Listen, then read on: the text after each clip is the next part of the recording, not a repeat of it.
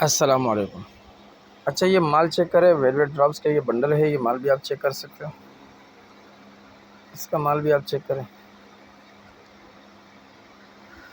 अच्छा, यूट्यूब पर आपको सिर्फ माल दिखाना मकसद होता है, बाकी इसकी कोई तफसील जाननी हो या कोई भी मालूमात लेनी हो, किसी किस्म की बात पूछनी हो या इसकी मज़ीद तस्वीरें या कोई चीज़ चाहिए हो, तो उसके लिए आप हमारे व्हाट्सएप नंबर पर रब्ता कर सकते हो।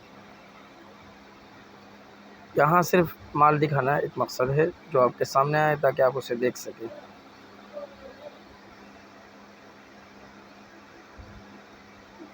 माल का विज़िट करें, जिस भाई को चाहिए और रब्ता कर सकते हो।